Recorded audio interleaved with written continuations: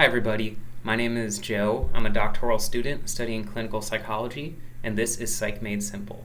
Now, my previous videos were about specific therapy skills, specifically with acceptance and commitment therapy, and today I wanted to walk you through just how to find a therapist if this is something that you're interested in.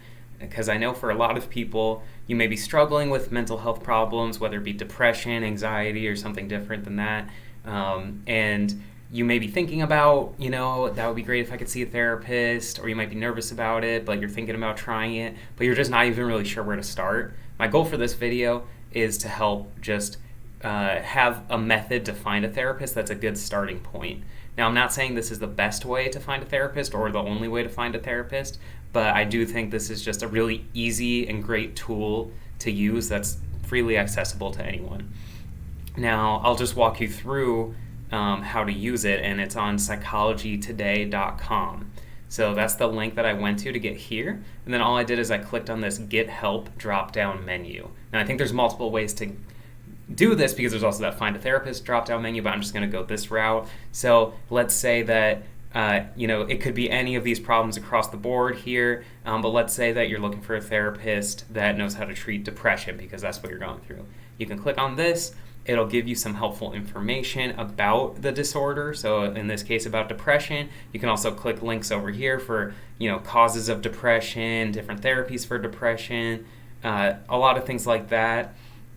And what I wanted to direct you to is down here, after reading a little bit about whatever disorder that you're looking at, you could go to this Get Help box over here for depression resources. Let's say you live in Miami. I'm just doing that as a random example. May or may not be where I live. And then it'll show up with some therapists focusing on depression in Miami.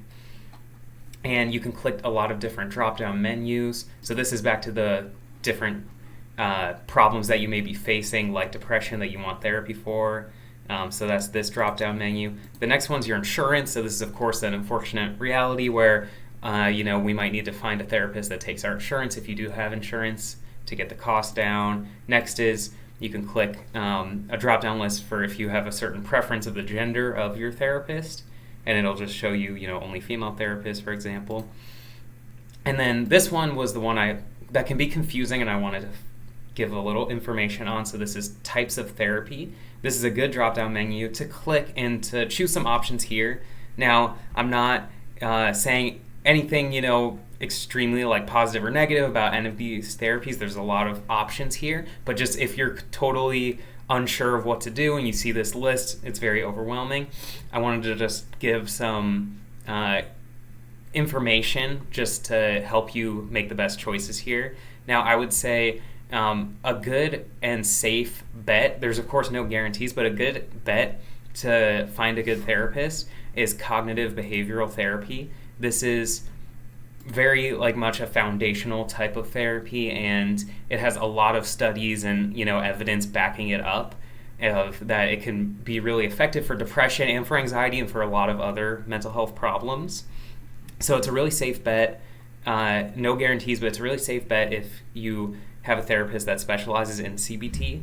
Now, there are two others that I wanted to just give as kind of suggestions. No guarantees, of course, but suggestions to kind of have other options open as well. Now, one is acceptance and commitment therapy. If you've watched some of my previous videos, you may be familiar with some of the ACT skills.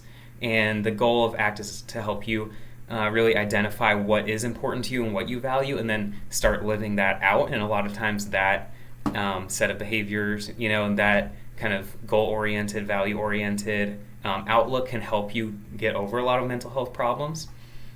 Now, another therapy, and ACT and this other therapy I'm about to talk about, dialectical behavior therapy, they are both offshoots of CBT, or they're kind of rooted in CBT, so there's a lot of similarities there.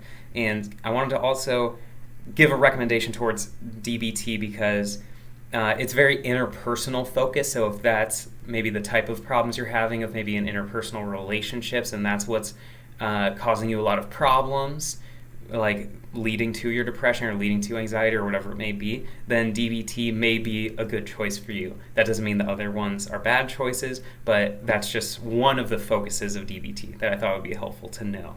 Now, of course, the goal of this video isn't to go super in depth on these different types of therapy, but just to help you find a good therapist. Clicking on these, and particularly CBT, that's like probably the safest bet of if someone's trained in CBT. And then next, there is the age of who's being treated. So, you may be looking for therapy for your child, or it's yourself, or, maybe you are an elder. You can specify what age the therapist might be specialized in. And then you can also, look at the price. There's other drop-down menus. But the main thing that I wanted to talk through was this, just because this one can be kind of overwhelming. It's not really based on your own preferences. It's just expecting you to know a lot about therapy, which you might not. Most people don't, honestly. That's the main thing I wanted to walk through in this video. The other thing is that a lot of these people will have some information on this page.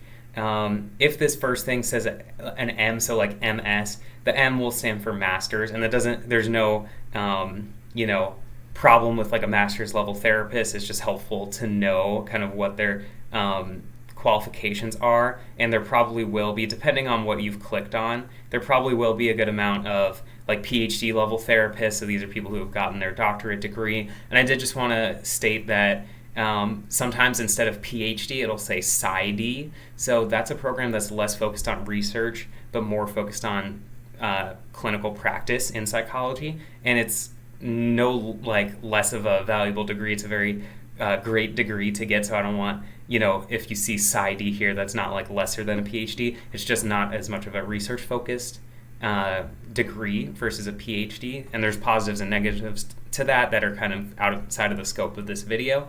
But yeah, if you see PhD or PsyD, those might be, depending on the situation, might be a little pricier than master's level, just based on the qualifications, but you'll know that they have a lot of training and a lot of experience. That's the basics that I just wanted to walk through, just to give some information about these different things that can kind of be confusing about this tool. But I wanted to point out this tool because I think it is very helpful to find good therapists, and that can be kind of a big hurdle for a lot of people of even where to start. So that's the goal for this video, and if you liked it, please give me a like, and if you want more content, please subscribe. And again, if there's any questions that you have about finding a therapist, you can drop it in the comments. I can make another video trying to answer the question if it's a common question, or just help you out in the comments.